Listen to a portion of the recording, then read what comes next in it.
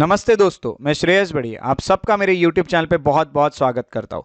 आज हम daily current affairs series से 23 जनवरी 2024 के करंट अफेयर्स कवर करने वाले हैं, जिसमें हम पीआईबी, हिंदू या फिर इंडियन एक्सप्रेस जैसे बहुत ही इंपॉर्टेंट सोर्सेज से ये करंट अफेयर्स पे डिस्कशन करेंगे। ये जो करंट अफेयर्स होंगे ये आपके UPSC, state PSC, SSC, bank, defence, railway सभी एग्जाम्स के लिए बहुत ज़्यादा यूजफुल होंगे। उसी के साथ साथ अगर आप इस लेक्चर के पीडीएफ चाहते हैं तो मैंने लिंक डिस्क्रिप्शन में डाली हुई है टेलीग्राम ग्रुप की। मेरे उस टेलीग्राम चैनल को सब्सक्राइब कीजिए और उसे ज्वाइन कीजिए। वहां पे आपको करंट अफेयर्स के डेली पीडीएफ भी मिलते रहेंगे और आप अपने करंट अफेयर्स के जो प्रिपरेशन है उसको और भी बेहतर बना पाओगे।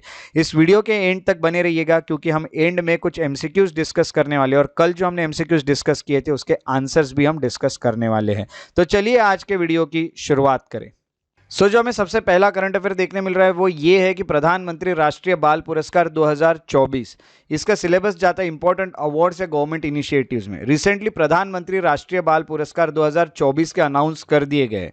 बैकग्राउंड में अगर हम जाए तो प्रेसिडेंट जो है इंडिया की श्रीमती द्रौपदी मुर्मू जी, वो प्रधानमंत्री राष्ट्रीय बाल पुरस्कार जो है 2024 के वो 19 एक्सेप्शनल चिल्ड्रंस को देने वाले हैं, जो कि अवार्ड सेरेमनी होने वाली है विज्ञान भवन में 22 जनवरी 2024 को जो हुई थी। उसके अलावा जो प्रधानमंत्री बाल पुरस्कार 2024 है इसके बारे में हम कुछ जान लेते हैं। जो अवार्ड्स होते हैं प्रेसिडेंट ऑफ इंडिया देते हैं विज्ञान भवन में 22 जनवरी 2024 को ये दिए गए। और प्रधानमंत्री राष्ट्रीय बाल पुरस्कार जो हम कहेंगे है 2024 के, वो 19 बच्चों को सिलेक्ट किया गया और उनको दिए गए अलग अलग रीजन्स जो है वहाँ से। उनके एक्सेप्शनल अचीवमेंट्स जो रहे, जैसे आर्ट एंड कल्चर से हम कहेंगे 7 बच्चों को दिए गए, ब्रेवरी के लिए 1 बच्चा है, या फिर हम कहेंगे इनोवेशन के लिए एक चाइल्ड को दिया गया, या फिर साइंस एंड टेक्नोलॉजी को लिए 1 चाइल्ड है। उसके अलावा सोशल सर्विस के लिए 4 चिल्ड्रन को दिया गया है और स्पोर्ट्स के लिए 5 चिल्ड्रन को दिया गया है।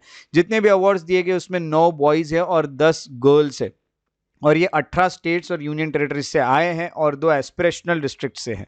देखा गया तो 23 जनवरी 2024 को प्राइम मिनिस्टर जो है श्री नरेंद्र मोदी जी वो इंटरैक्ट करेंगे जिनको ये अवार्ड्स मिले उन बच्चों से, और ये जो बच्चे ये 26 जनवरी की जो रिपब्लिक डे की परेड है उसमें भी पार्टिसिपेट करेंगे। उसके अलावा गवर्नमेंट ऑफ इंडिया जो होती है ये हम कहेंगे कि प्रधानमंत्री राष्ट्रीय बाल पुरस्कार देती है एक्सेप्शनल अचीवमेंट्स के लिए। हर साल हमें ये देखने मिलता है। उसके अलावा एलिजिबिलिटी क्या है, इसको ये अवार्ड लेने के लिए सबसे पहले क्या होना चाहिए, तो आपकी जो एज है वो 5 से 18 साल के बीच में होना चाहिए और कुछ कैटेगरी में आपने कुछ एक्सेलेंस हासिल करना चाहिए। 7 कैटेगरीज है टोटल, उसमें आर्ट एंड कल्चर आता है, ब्रेवरी आता है, एनवायरमेंट इनोवेशन आता है, साइंस एंड टेक्नोलॉजी आता है, सोशल सर्विस, स्पोर्ट्स, ये सब आते हैं। और हम कहेंगे कि ये सबको में जो एक्सेलेंस हासिल कर चुके हैं उन बच्चों को यहाँ पे अवार्ड्स दिए जाते हैं।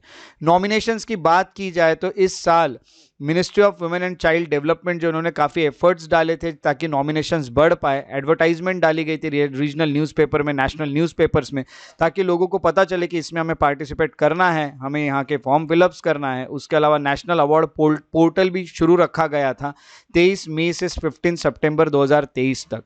और हम कहेंगे मिनिस्ट्रीज़ ने काफ़ी एफर्ट्स डाले, चीफ सेक्रेटरीज, एडमिनिस्ट्रेटर्स जितने भी है, या फिर हम कहेंगे डिस्ट्रिक्ट मैजिस्ट्रेट्स हो गए, डिस्ट्रिक्ट कलेक्टर्स हो गए, ये सब ने पूरे कंट्री में काफ़ी एफर्ट्स डाले हैं और ये पब्लिकली उसे फैलाया जाए, प्रिंट और इलेक्ट्रॉनिक मीडिया के थ्रू ये भी कहा है। उसके अलावा हम अगर बात करें तो ग्राम पंचायत लेवल, म्यूनिसिपैलिटी लेवल पे भी कई सारे जो भी है पब्लिसाइज्ड किया गया है कि इस अवार्ड के नॉमिनेशंस खुल चुके हैं। सिलेक्शन की अगर बात करें तो जो प्रोफाइल्स होती है उसकी स्क्रीनिंग एक कमेटी होती है, स्क्रीनिंग कमेटी द्वारा वो शॉर्टलिस्ट किया जाता है, उसकी मीटिंग होती है उसमें, और नेशनल लेवल इंडिपेंडेंट एक्सपर्ट जो होते हैं उसे एग्जामिन करते हैं जो कैंडिडेट्स के नाम शॉर्टलिस्ट किए गए उन कैंडिडेट्स को। उसी के साथ साथ वो अलग अलग डोमेन जो है उस पर वो भी इस पे काम करते हैं, जैसे संगीत नाटक एकेडमी हो गया, या फिर सेंट्रल रिजर्व पुलिस फोर्स हो गया, ministry of environment, forest and climate change हो गया, Indian Space Research Organisation ISRO हो गया, या फिर department of scientific and industrial research हो गया, Indian Institute of Public Administration या स्पोर्ट्स अथॉरिटी ऑफ इंडिया जो है, ये सभी इसके सिलेक्शन के लिए काम करते हैं। नेशनल सिलेक्शन कमेटी जो होती है वो एग्जामिन करेगी हर प्रोफाइल को और फाइनल सिलेक्शन करती है। डेकोरेशन की बात की तो हर अवार्डी जो भी है जिनको ये अवार्ड मिलने वाले उनको मेडल और एक सर्टिफिकेट दिया जाता है, और ये चीजें हमें प्रधानमंत्री राष्ट्रीय बाल पुरस्कार 2023 में भी देखने मिली। तो आज का ये पहला करंट अफेयर था जिसमें हमने प्रधानमंत्री राष्ट्रीय बाल पुरस्कार 2024 के पढ़े, और इसका सोर्स जो था वो प्रेस इंफॉर्मेशन ब्यूरो यानी पीआईबी था। चलिए नेक्स्ट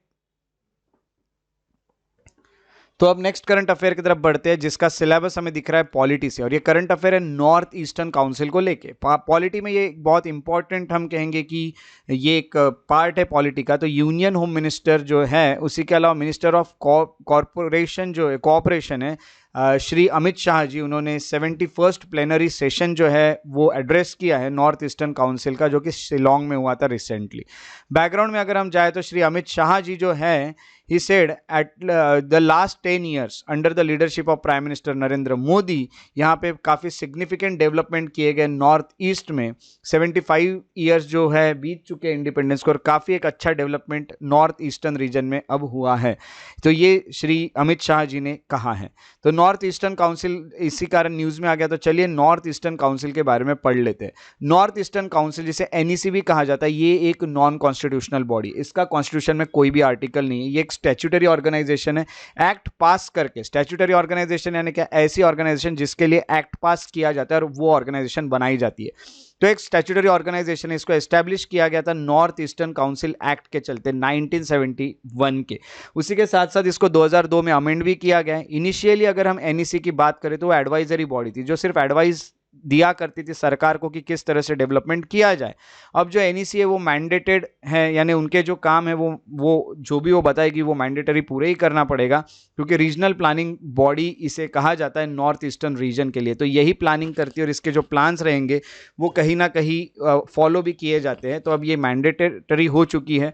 उसी के अलावा यूनियन कैबिनेट जो होता है, जून 2018 में एक प्रपोजल जो था ministry of development and north eastern region का, उसे अप्रूव कर देता है यूनियन कैबिनेट, और इसके चलते नॉमिनेशन किया जाता है यूनियन होम मिनिस्टर को एक्स ऑफिशियो चेयरमैन करके नॉर्थ ईस्टर्न काउंसिल का। तो जो यूनियन मिनिस्टर है अभी के श्री अमित शाह जी, वो इसके एक्स ऑफिशियो चेयरमैन है, यानी ये उसके चेयरमैन है। एक्स ऑफिशियो यानी अगर जो भी एक्स ऑफिशियो पोस्ट का मीनिंग होता है कि आप एक चीज़ हासिल कर लो, आपको दूसरी चीज़ हासिल कर हो जाएगी। जैसे हम कहेंगे कि जैसे अब आप होम मिनिस्टर बन गए, यूनियन होम मिनिस्टर, तो आप अपने आप चेयरमैन बन जाओगे नॉर्थ ईस्टर्न काउंसिल का, आपको अपॉइंट करने की जरूरत नहीं है। ऐसे पोस्ट को एक्स ऑफिशियो पोस्ट कहा जाता है। तो कैबिनेट जो होता है, उन्होंने अप्रूव किया है मिनिस्टर ऑफ स्टेट को, जैसे हम कहेंगे कि जो मिनिस्टर ऑफ डोनर है, डोनर यानी हम यही कहेंगे कि ministry of development and north eastern region के ये वाइस चेयरमैन रहेंगे, ऐसा भी कहा जाता है minister of state of the council. ये आपको देखने मिलते हैं। दूसरी बात है, जो काउंसिल होती है इसमें गवर्नर्स होते हैं, चीफ मिनिस्टर्स होते हैं, जो स्टेट्स है वहाँ के, उसमें, और 3 मेंबर्स होते हैं उसमें, जिनको प्रेसिडेंट खुद नॉमिनेट करते हैं। अब ये आपको पता है कि ये जो प्लानिंग यहाँ पे हम कहेंगे, इनका जो नॉर्थ ईस्टर्न काउंसिल है, इसका काम है प्लानिंग करना। तो हम कहेंगे कि while formulating the regional plan, जब भी रीजनल प्लान बनाया जाता है नॉर्थ ईस्टर्न रीजन का, तो कहीं ना कहीं प्रायोरिटी दी जाती है स्कीम्स और प्रोजेक्ट्स को, जिसके ऊपर गवर्नमेंट काम कर रही है उसको प्रायोरिटी दी जाती है, उससे उसके ऊपर ज़्यादा काम किए जाते हैं, इससे 2 या 2 से ज़्यादा स्टेट्स को बेनिफिट मिले, इस तरह से काम किया जाता है। अगर जो सिक्किम की बात हो, इन केस ऑफ सिक्किम, तो काउंसिल जो होता है वो एक स्पेसिफिक प्रोजेक्ट और स्कीम चलाता है स्पेशली सिक्किम के लिए, और उसकी इम्प्लीमेंटेशन का रिव्यू भी होता है कि वो बराबर इम्प्लीमेंट किया जा रहा है कि नहीं। तो ये जो इसका मैंडेट है, इसको फुलफिल करने के लिए NEC जो होता है वो अलग अलग प्लान्स और प्रोजेक्ट जो होता है उसको कहीं ना कहीं इम्प्लीमेंट कर रहा है। तो ओवर द ईयर्स NEC जो होता है उसने काफ़ी सारी चीज़ें अचीव की है। हम कहेंगे construction of 10,500 kilometres of road बनाए गए हैं, उसके अलावा 695 मेगावाट्स ऑफ पावर प्लांट्स बनाए गए हैं, ट्रांसमिशन एंड डिस्ट्रीब्यूशन लाइंस बनाई गई है, उसके अलावा इंफ्रास्ट्रक्चर में भी इंप्रूवमेंट किए गए हैं, 5 मेजर एयरपोर्ट्स बनाए गए हैं और नए एयरपोर्ट्स भी बनाए गए। तेजू करके जो जगह है, नया एयरपोर्ट वहाँ बनाए गए जाते हैं, जैसे अरुणाचल प्रदेश में बनाया गया तेजू नाम की जगह पे। तो हम कहेंगे कि इस तरह से इनके काम होते हैं। तो हम कहेंगे नॉर्थ ईस्टर्न काउंसिल जो है ये न्यूज़ में रहा, इसलिए हमने इसे पूरा कवर किया है, और इसका जो सोर्स था ये था press information bureau, that is PIB। अब जो अगला करंट अफेयर में देखने मिल रहा है वो है सनातन खादी वस्त्र, और इसका सिलेबस आता है इंडियन इकोनॉमी से। रिसेंटली हुआ क्या है, khadi and village industry commission जो होते हैं उन्होंने लॉन्च किया है न्यू रेंज ऑफ सनातन खादी वस्त्र, ये यहाँ पे लाया गया है। ये भी आपको आगे पता चलेगा कि ये सनातन खादी वस्त्र है क्या। तो हम कहेंगे KVIC, that is Khadi and Village Industries Commission, इसके चेयरमैन मनोज कुमार है, जिन्होंने लॉन्च किया Sanatan Vastra made from khadi cloths at flagship of khadi Bhavan in cannot place Delhi में ये किया गया है। तो यहाँ पे लाया गया है सनातन खादी वस्त्र। तो ये एक न्यू रेंज ऑफ क्लॉथ है जो कि यहाँ अवेलेबल करा के दिया गया है। तो सनातन खादी वस्त्र के बारे में यहाँ देखना होगा। तो किसने लाया है? तो KVIC ने ये लाया हुआ है। तो इसका डिज़ाइन जो है सनातन क्लॉथिंग का, ये बनाया जाता है खादी सेंटर ऑफ एक्सेलेंस में, जो कि NIFT में लोकेटेड है, जिसको हम कहते हैं national institute of fashion technology. यहाँ पे ये है जो यहाँ पे डिज़ाइन किया जाएगा। उसके अलावा आपको ये भी बता दूं कि क्रिएशन ऑफ खादी जो है, इसमें कोई मैकेनिकल या केमिकल प्रोसेस नहीं थी। जो सनातन टेक्सटाइल होता है, इसमें ट्रेडिशनल इंडियन मेथड से ही ये बनाया जाता है, यानी इसमें कोई मशीन्स और केमिकल्स यूज़ नहीं होते हैं। इसको हाथ से ही बनाया जाएगा एक तरह से। और इसका जो लॉन्च है, टू सेलिब्रेट द लॉन्च, जो भी लॉन्च किया जा रहा है, उसके लिए 20% डिस्काउंट दिया जाएगा सनातन वस्त्र पे। और उसी के साथ साथ 10 से 60% यानी 10 to 60% बाकी खादी जो इंडस्ट्री के प्रोडक्ट्स है उस पर भी आपको डिस्काउंट दिया जाएगा 17 जनवरी से 25 जनवरी 2024 तक। तो आप खादी खरीद के अपने देश को कुछ कंट्रीब्यूट कर सकते हैं। तो आप कर भी सके तो बहुत अच्छी बात होगी। इसका सिग्निफिकेंस क्या है? सिग्निफिकेंस यही है कि सनातन वस्त्र जो होता है ये इंडिया का एक रिच हेरिटेज बताता है। एक फैशन जो ट्रेंड चल रहा है, कंटेम्प्रेरी जो फैशन ट्रेंड चल रहा है, उसके साथ ये मिक्स हुआ है। यानी हम कहेंगे कि इंडिया का हेरिटेज भी बताता है और नया फैशन ट्रेंड के अकॉर्डिंग भी चलता है जो सनातन वस्त्र है वो। उसी के अलावा आपको ये बता दूं कि यहाँ पे जो भी लाइवलीहुड है, जैसे कि रूरल आर्टिशंस है, उनके भी यहाँ पे घर चल जाते हैं जब वो इसे बेचते हैं, या फिर जब भी वो इसे बनाते हैं तो उनकी भी कुछ इनकम आ जाती है। और उसके अलावा हम कहेंगे कि इकोनॉमिक एम्पावरमेंट भी होता है इन कम्युनिटीज़ का। तो रूरल मैन्युफैक्चरिंग होती है इसकी, उसके थ्रू इनको कहीं ना कहीं इकोनॉमिक एम्पावरमेंट भी इनका हो जाता है। तो अगर KVIC की बात करें तो इसका एस्टैब्लिशमेंट हुआ है 1957 में मुंबई में। किस मिनिस्ट्री के अंडर आता है? तो ministry of micro small and medium enterprises के अंडर आता है। ये एक स्टैट्यूटरी बॉडी है जिसको एक एक्ट के थ्रू बनाया गया है, और एक्ट का नाम है the khadi village Industries commission act of year 1956।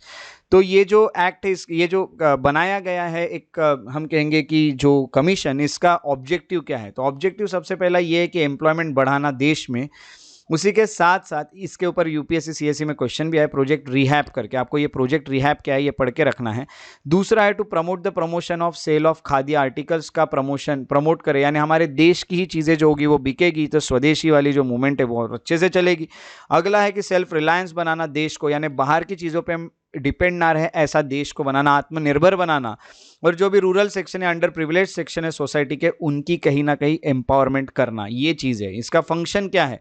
तो ये प्लानिंग करता है, प्रमोशन करता है, ऑर्गेनाइजेशन एंड इम्प्लीमेंटेशन करता है अलग अलग प्रोग्राम्स के, जो खादी के डेवलपमेंट के लिए, बाकी विलेज इंडस्ट्रीज के डेवलपमेंट के लिए, जो कि गाँव में है, रूरल एरियाज में है, वो वहाँ अच्छे से काम कर सके। कोऑर्डिनेट करा के देता है बाकी एजेंसीज के साथ, और कहीं ना कहीं उनके डेवलपमेंट में ये हेल्प करता है। तो इस तरह से हमारा आज का जो करंट अफेयर था उसमें KVIC न्यूज़ में रहा है, जिसको खादी एंड विलेज इंडस्ट्रीज कहा जाता है, और इसका सोर्स जो था वो ऑल इंडिया रिपोर्टर या AIR था। अगला जो करंट अफेयर है उसमें हमें ये पता चलता है कि जो ऑयल प्राइजेस है वो और इंडिया, इसमें क्या हुआ है ये हमें यहाँ पे पता चलेगा। तो इसका सिलेबस आता है इकोनॉमी से। कंटेक्स्ट है, रिसेंटली जो ऑयल प्राइजेस है वो ड्रॉप हो गए 0.93% से। जियोपॉलिटिकल टेंशंस चल रहे वेस्ट एशिया में, उसके बावजूद भी यहाँ पे प्राइजेस, ऑयल के प्राइजेस कम होते हुए दिख रहे 0.93% से।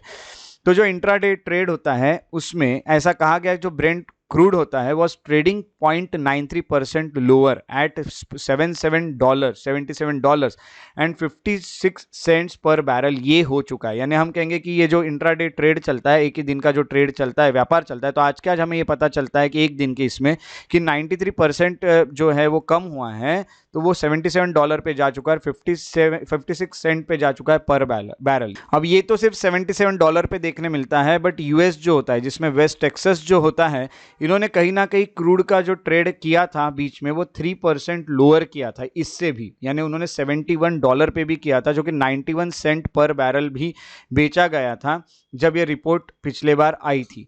तो हम कहेंगे जो प्राइस ऑयल के प्राइजेस है और वो इंडिया, इसमें क्या होता है, क्या इंपैक्ट होता है, उसको जानने के लिए ऑयल प्राइसेस एंड इंडिया को जानना होगा। इंडिया ये थर्ड लार्जेस्ट ऑयल कंज्यूमर है, सबसे पहले आपको ये बता दूं। और ऑयल जो होता है वो इंडिया में इंपोर्ट किया जाता है, more than 80% of its crude oil जो होता है जितना भी वो यूज़ कर रहा है उसमें से 80% तो हम इंपोर्ट करते बाहर से मंगाते हैं। इंडिया रफली 70% अपना क्रूड जो होता है वो ओपेक मेंबर से मंगाता है। आपको कमेंट सेक्शन में लिखना है कि ओपेक मेंबर है कौन, उनका फुल फॉर्म भी लिखिएगा और वो देशों के नाम भी आप लिख सके तो लिखिएगा, बहुत अच्छा होगा। उसी के अलावा डिकेडल कंपैरिजन अगर किया जाए यानी 10 साल का कंपैरिजन किया जाए तो जो इंपोर्ट है वो कम हुआ है ड्रास्टिकली। 87% हम इंपोर्ट करते थे, 70% पे आ गया था 2021-22 में। हाउएवर ओपेक जो होता है वो आज भी इंडिया के जो भी ऑयल इंपोर्ट्स है उसमें मेजॉरिटी वहीं से आता है हमारा ऑयल। तो ओपेक ये परमानेंट इंटर गवर्नमेंटल ऑर्गेनाइजेशन होता है और इसका एम यही है कि मैनेज करे सप्लाई को, ऑयल के सप्लाई को मैनेज करे, प्राइजेस जो ऑयल के वो सेट करे वर्ल्ड मार्केट में कितना होना चाहिए कितना नहीं, इसी के लिए ओपेक बनाया गया। फैक्टर्स जो है जो अफेक्ट कर रहे हैं ऑयल प्राइजेस को, सबसे पहले वो है सप्लाई एंड कंजम्पशन, यानी जितना सप्लाई और कंजम्पशन बढ़ता जाएगा उतना ही उसकी, यानी हम कहेंगे ऐसा है कि डिमांड ज़्यादा है तो उसके प्राइस भी बढ़ते जाएंगे। दूसरा है गवर्नमेंट के रेगुलेशन, कभी कभी गवर्नमेंट भी कुछ रेगुलेशंस बना के, लॉ बना के, रूल्स बना के भी उसके प्राइजेस में कुछ चेंजेस करता है। कभी कभी जियो पॉलिटिक्स, कभी कभी कोई दो देशों के बीच में कोई टेंशन शुरू हो जाते हैं या फिर ऐसी कोई इवेंट्स होते हैं जिस कारण प्राइजेस कम ज़्यादा होते हैं, या फाइनेंशियल मार्केट भी, जैसे शेयर मार्केट बोलिए या जो भी फाइनेंशियल मार्केट्स है वो कम ज़्यादा होते हैं, इससे भी ऑयल के प्राइजेस अफेक्ट होते हैं। और अगर प्राइस ड्रॉप हो गया तो इंडिया पे क्या इंपैक्ट होता है, तो हम कहेंगे इंपोर्टेड इन्फ्लेशन यहाँ पे कम होता है, यानी हमारे हाई प्राइजेस जो है ना ऑयल के वो कम हो जाएंगे, यानी इन्फ्लेशन यानी महंगाई यहाँ पे कम हो जाएगी। दूसरा है हायर इकोनॉमिक ग्रोथ, जब महंगाई थोड़ी ऑयल की कम हो रही है तो हम ऑयल अच्छे से कंज्यूम कर पाएंगे और हम हमारे इकोनॉमिक ग्रोथ भी कर पाएंगे क्योंकि काफ़ी सारी चीज़ों में ऑयल की ज़रूरत पड़ती है।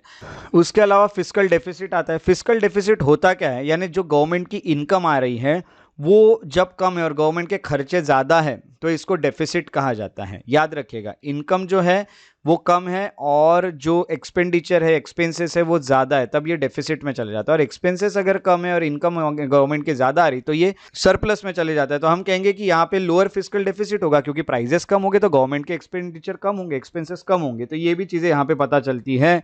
और लोअर एक्सटर्नल वल्नरेबिलिटी है, यानी हम कहेंगे बाहर जो भी इवेंट्स हो रहे हैं या बाहर जो भी हो रहा उस कारण हमारे कंट्री पे इफेक्ट पड़ता है, ये चीज़ें भी कम हो सकती है क्योंकि अगर बाहर कुछ भी हो रहा है तो हम पे इफेक्ट कम पड़ेगा। क्योंकि अगर ऑयल को छोड़ के बाकी चीज़ों को लेके कुछ हुआ तो हमारे पास एटलीस्ट कुछ ऑयल के खर्चे तो कम हुए थे, तो एक्सटर्नल वल्नरेबिलिटी जो होती है ये भी यहाँ कहीं ना कहीं कम हो जाती है।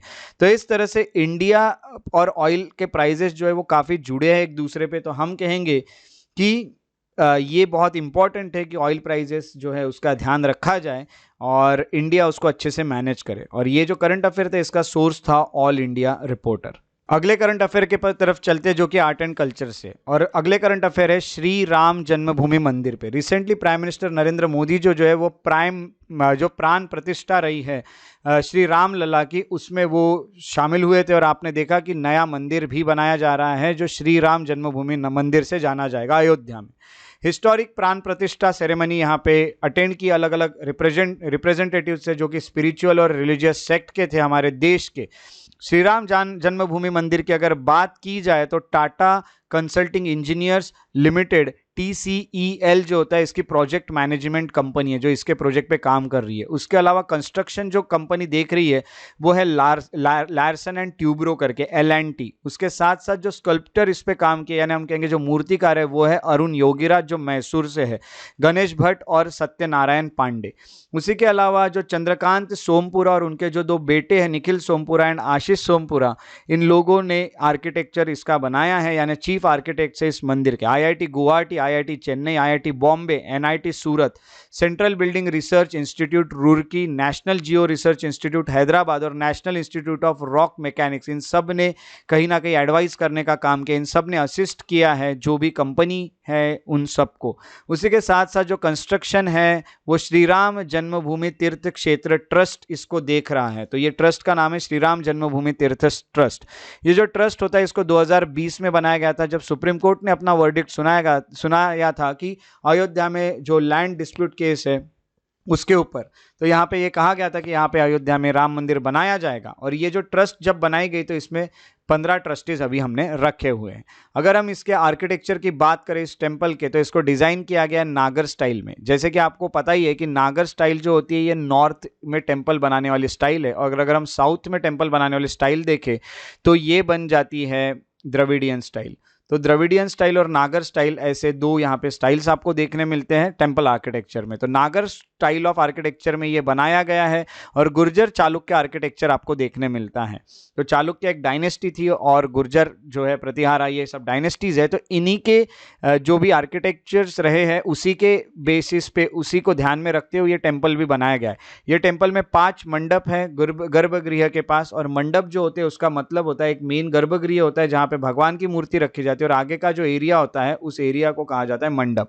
वहां पे ऐसे टोटल 5 मंडप देखने मिलेंगे। गर्भगृह जहाँ भगवान को रखा जाता है उसे सैंक्टम सैंक्टम भी कहा जाता है।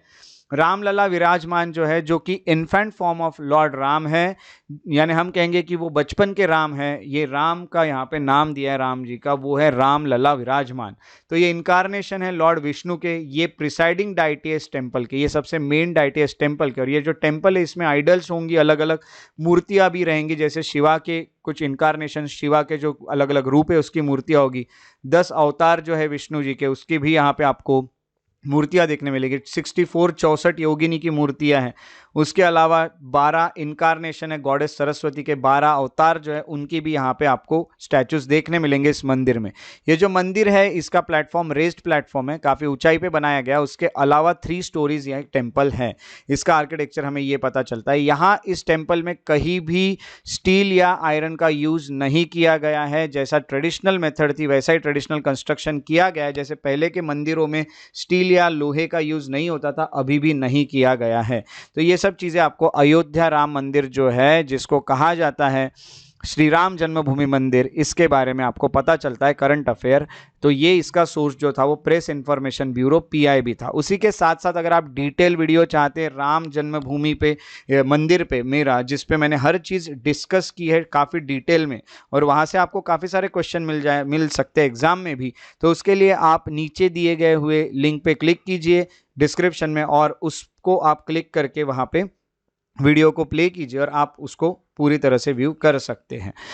सो अब हम करंट अफेयर के नेक्स्ट न्यूज़ पे चलते हैं, और वो है स्लिम के बारे में। तो स्लिम है क्या? Smart lander for investigating moon है। तो साइंस एंड टेक्नोलॉजी से ये करंट अफेयर चलता है। जापान ने स्मार्ट लैंडर निकाला है फॉर इन्वेस्टिगेटिंग मून। तो इसको उन्होंने सक्सेसफुली लैंड कर दिया है मून पे रिसेंटली। और स्लिम जो होता है ये मून पे लैंड किया जनवरी 20 को 2024 को, हम कहेंगे 12:20 पे रात को, तो जापान स्टैंडर्ड टाइम के अकॉर्डिंग। कम्युनिकेशन जो होता है स्पेसक्राफ्ट के साथ ये बनाया गया है आफ्टर लैंडिंग। तो स्लिम ये है किस तरह का, तो स्लिम के बारे में सबसे पहले जान लेते हैं। तो अबाउट स्लिम, इसकी लॉन्च डेट जो है वो 7 सितंबर 2023 को भेजा गया था। इसकी लोकेशन जो थी वो येशुनोबी लॉन्च कॉम्प्लेक्स से किया गया है, जैक्सा तानेगैशिमा हम कहेंगे जो स्पेस सेंटर है वहाँ से। माफ़ कीजिएगा अगर मैं बहुत अच्छे से इसको प्रोनाउंस नहीं कर पाया हूँ, क्योंकि मुझे जापानीज़ बहुत अच्छे से नहीं आती है। लॉन्च व्हीकल जो होता है वो है H-2A। उसके अलावा लॉन्च व्हीकल नंबर 47 है। एजेंसी जो इसको लॉन्च की है, जिसको बनाई है, वो है जापान एरोस्पेस एक्सप्लोरेशन एजेंसी, जो कि है जैक्सा। स्लिम जो है ये जापान का पहला लूनर सरफेस मिशन है। जैसे इंडिया का जो है वो चंद्रयान 2 रहा है, चंद्रयान 3 रहा है, चंद्रयान 1 रहा है, तो उसी तरह जापान का भी ये है। स्लिम की अगर बात करें तो smart lander for investigating the moon, ये जो है ये प्रोजेक्ट जो होता है ये रिसर्च करेगा जो भी चांद पे जो चीज़ें हैं वो। तो हम कहेंगे mission for researching pinpoint landing technology यहाँ पे बनाई जाएगी, जिससे और अच्छे से लैंडिंग हो। आगे और भी लूनर प्रोब्स जो भेजे जाएंगे उसके लिए ये बहुत काम आएगा, क्योंकि ये लैंडिंग टेक्नोलॉजी पे भी काम करने वाला है, और ये वेरीफाई करेगा कि सरफेस किस तरह से है मून का, वहाँ पे लैंडिंग और कितने अच्छे से की जा सकती है, ताकि आगे जो भी मिशंस भेजे जाएंगे वो ईजिली लैंड हो जाए। स्लिम जो होता है ये काफ़ी लाइटर है और इसमें बहुत कम फ्यूल भी रखा हुआ है। तो ये यूटिलाइज करेगा अर्थ के ग्रेविटी को, और काइनेटिक एनर्जी बनाई जाएगी, और फिर ये मून पे धीरे धीरे हम कहेंगे कि मूव होगा फॉर अ स्लोअर अप्रोच, और ये उसे कैप्चर करेगा मून के ऊपर जो जो चीज़ें है उसको। Once it get close to the moon, ये हम कहेंगे it get deflected into deeper space by the combined force of earth and moon. तो इन दोनों के कंबाइंड फोर्स से ये वो और डीपर स्पेस में चले जाएगा। तो हम कहेंगे ये जैसे जैसे मून के पास पास जाते जाएगा, वैसे वैसे कंबाइंड फोर्सेस अर्थ और मून दोनों तरफ खींचेगी, तो ये उसी तरह से डीपर स्पेस में और ज़्यादा जाते जाएगा। तो काइनेटिक एनर्जी का यहाँ इस्तेमाल किया जा रहा है। और आपको ये बता दूं कि ये जो है ये काफ़ी लूपी पाथ है, काफ़ी हम कहेंगे लंबा पाथ तो है, इसको डिज़ाइन किया गया है to bring it back near the moon after it had slowed down further. जैसा जैसा वो धीरे धीरे स्लो होते जाएगा तो वो मून के और पास पास जाते जाएगा, और इस कारण वो मून का जो ऑर्बिट है उसे कैप्चर कर लेगा और वो उस ऑर्बिट में चले जाएगा। तो यहाँ पे हम कहेंगे सॉफ्ट लैंडिंग जो है वो होने हुई है। तो स्लिम जो होता है ये सॉफ्ट लैंडिंग के बाद ये करने वाला था कि 2 स्मॉल रोवर्स को वो डिप्लॉय करने वाला था। Lunar excursion vehicle LEV-1 and 2 को वहां पे डिप्लॉय किया जाएगा मून पे, और फिर वो मून पे घूमेंगे और they will study the lunar surface. Landing point कौन से अच्छे होने चाहिए, टेम्परेचर कितना है, रेडिएशन देखे जाएंगे। तो ये सब चीज़ें की जाएगी, मून के मैंटल को भी स्टडी किया जाएगा, जिससे हमें मून की अलग अलग इन्फॉर्मेशन मिलेगी। और आगे जो भी हमारे जो भी क्राफ्ट, स्पेस क्राफ्ट या फिर जो भी लूनर मिशंस जाएंगे वो ईजीली वहाँ पे लॉन्च कर पाएंगे। ये सब चीज़ें की कोशिश है स्लिम की। तो ये स्लिम नाम का जो है ये एक तरह से करंट अफेयर में रहा है और इसका सोर्स था द हिंदू। चलिए अब नेक्स्ट करंट अफेयर की तरफ चलते हैं, जो कि खेलो इंडिया यूथ गेम्स 2023 से रिलेटेड। इसका सिलेबस जाता है स्पोर्ट्स में। कंटेक्स्ट क्या है, प्राइम मिनिस्टर श्री नरेंद्र मोदी ने इनॉग्रेट किया ओपनिंग सेरेमनी खेलो इंडिया यूथ गेम्स 2023 की चेन्नई में, तमिलनाडु में रिसेंटली। श्री नरेंद्र मोदी जो होते हैं उन्होंने लॉन्च किया है फाउंडेशन स्टोन्स जो है प्रोजेक्ट्स का, वो बताया गया है, जिससे हम कहेंगे 250 करोड़ के का यहाँ पे प्रोजेक्ट है जिसपे यहाँ पे काम चलने वाला है स्पोर्ट्स को लेके। तो ये खेलो इंडिया यूथ गेम्स 2023 है क्या, ये देख लेते हैं। तो सबसे पहले आपको ये बता दूं कि खेलो इंडिया यूथ गेम्स जो होते हैं यहाँ पे एथलीट्स आएंगे 36 स्टेट्स और यूनियन टेरिटरीज से, अलग अलग स्टेट्स और यूनियन टेरिटरीज से आएंगे। It will bring about the resolve, that is commitment and belief, जो भी बिलीफ है, जो भी कमिटमेंट है कि जितने भी एथलीट्स हैं सबको यहाँ कहीं ना कहीं मौका मिले, वो अपने डेडिकेशन को दिखा सके, उनका सेल्फ कॉन्फिडेंस बढ़ सके और नेवर डाई स्पिरिट उनके अंदर रह सके हमेशा। यानी स्पिरिट जो है स्पोर्ट्समैन स्पिरिट वो उनके अंदर रह सके, स्पोर्ट्समैन स्पिरिट।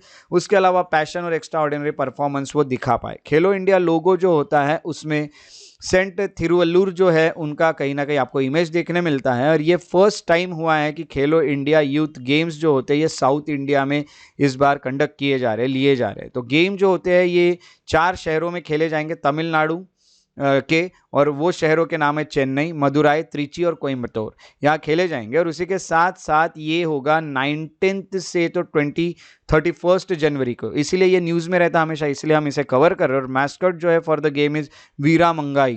तो ये वीरा मंगाई जो है ये थे कौन, तो ये वीरा मंगाई जो है ये क्वीन थी 18th सेंचुरी की साउथ इंडिया की, और वो फेमस है क्योंकि उन्होंने रिबेल किया था अगेंस्ट ब्रिटिश एम्पायर, वो फ्रीडम ऑफ इंडिया के लिए भी लड़ी थी। तो ये मैस्कट होगी फॉर द गेम। रानी वेलू नाचियार करके जो है इनको वीरा मंगाई कहा जाता है, इंडियन क्वीन थी, मैंने ये आपको जो अभी बताया वो। और मैस्कट यानी क्या, valour and spirit of Indian women. तो ये कहीं ना कहीं इंडियन वुमेन के लिए एक बहुत बड़ा हम कहेंगे कि मोटिवेशन होगा, और वो वुमेन पावर और स्ट्रेंथ दिखाती है इंडिया की। और ये जो है खेलो इंडिया यूथ गेम्स 2023 ये करंट अफेयर्स में रहा है, और इसका जो सोर्स था ये था इंडियन एक्सप्रेस। तो इस तरह से हमारे करंट अफेयर्स रहे। तो हम अभी देखते हैं प्रैक्टिस एमसीक्यूज। जो भी एमसीक्यूज यहाँ पे आप पढ़ेंगे उसके आपको कमेंट सेक्शन में आंसर्स लिखने हैं। तो सबसे पहला क्वेश्चन है, आपको एक तरफ दिए स्पेस मिशन, दूसरे तरफ दिए एजेंसीज। स्पेस मिशन है वाइपर, एजेंसी है जैक्सा, आदित्य L1 और एजेंसी है DRDO, हेरा और एजेंसी है नासा। करेक्ट पेयर्स आपको यहाँ पे कौन से ये बताने हैं, ओनली 1, ओनली 2, ऑल 3, नन। अगला क्वेश्चन देखते हैं, जो क्वेश्चन नंबर 2 है, वहां पे आपको 2 स्टेटमेंट्स दिए हैं। पहला स्टेटमेंट प्रधानमंत्री राष्ट्रीय बाल पुरस्कार 2024 का जो है ये प्राइम मिनिस्टर ऑफ इंडिया देने वाले हैं। दूसरा है जो अवार्ड्स है ये बच्चों को जो दिया जाएगा वो 5 से 18 साल के बीच में होने चाहिए। तो यहाँ पे जो दोनों स्टेटमेंट दिए ये करेक्ट है। स्टेटमेंट 2 इसका करेक्ट एक्सप्लेनेशन है स्टेटमेंट 1 का। दूसरा ऑप्शन कहता है कि स्टेटमेंट 1 और स्टेटमेंट 2 दोनों करेक्ट है, बट स्टेटमेंट 2 ये करेक्ट एक्सप्लेनेशन नहीं है स्टेटमेंट 1 का। तीसरा ऑप्शन जो है वो कहता है स्टेटमेंट 1 करेक्ट है बट स्टेटमेंट 2 इनकरेक्ट है। चौथा जो ये है हम कहेंगे ऑप्शन, वो कहता है स्टेटमेंट 1 इनकरेक्ट है बट स्टेटमेंट 2 करेक्ट है। उसके बाद जो तीसरा क्वेश्चन हमें देखने मिल रहा है वो है श्री राम जन्मभूमि मंदिर को लेके। फर्स्ट ऑप्शन है चीफ स्कल्प्टर जो है वो अरुण योगीराज रहे, मैसूर से गणेश भट्ट रहे और सत्यनारायण पांडे रहे हैं। सेकंड ऑप्शन है चंद्रकांत सोमपुरा और उनके 2 बेटे निखिल सोमपुरा और आशीष सोमपुरा जो है उसके चीफ आर्किटेक्ट रहे। तीसरा है कि स्टील और आयरन यहाँ पे एक्सटेंसिवली यूज किया गया है कंस्ट्रक्शन ऑफ राम मंदिर में। आपको सही स्टेटमेंट्स ढूंढने हैं। पहला है 2 ओनली, दूसरा है 1, 2 एंड 3 ओनली, तीसरा है 1 एंड 2 ओनली और चौथा है 3 ओनली। तो ये है आज के क्वेश्चंस। तो चलिए अब कल के जो क्वेश्चंस मैंने पूछे थे उसके आंसर्स अभी जानने का समय आ चुका है। तो कल के जो करंट अफेयर्स थे उसमें जो क्वेश्चंस पूछे गए थे 22 जनवरी के, उसका पहला जो क्वेश्चन था उसका आंसर था सही ए, सेकेंड क्वेश्चन का आंसर था बी और थर्ड क्वेश्चन का आंसर था डी। तो अगर आपको मेरे वीडियोस पसंद आते तो उन्हें लाइक जरूर करें, शेयर करें और मेरे यूट्यूब चैनल को सब्सक्राइब करके बेल आइकॉन को प्रेस करना ना भूलें। अगर आप और अपडेट्स चाहते हैं तो मेरे फेसबुक पेजेस को भी फॉलो और लाइक कर सकते हैं। श्रेयस बड़े और श्रेयस बड़े इंटरप्रिटेशन ये मेरे फेसबुक पेजेस है। अगर आप मुझसे कनेक्ट रहना चाहते हैं या फिर मुझे कोई डाउट पूछना चाहते हैं, कोई सवाल पूछना चाहते हैं तो आप इंस्टाग्राम पे भी मुझे फॉलो करके मैसेज कर सकते हैं। मेरा इंस्टाग्राम आईडी है श्रेयस बड़ी द पीस लवर। अगर आप मुझे मेल करना चाहें तो shreyasbadi@gmail.com पे भी आप मुझे मेल कर सकते हैं। उसके अलावा और इन्फॉर्मेटिव वीडियोस के लिए और भी ज़्यादा मटेरियल्स के लिए आप श्रेयस IAS एकेडमी के जो मेरे इंस्टाग्राम के पेज है उसे भी फॉलो कर सकते हैं और आप उसे फेसबुक पे भी फॉलो कर सकते हैं और मुझे सपोर्ट कर सकते हैं। सो मेरे साथ इस वीडियो में बने रहने के लिए बहुत बहुत शुक्रिया। आपका दिन शुभ हो। Take care and have a very good day.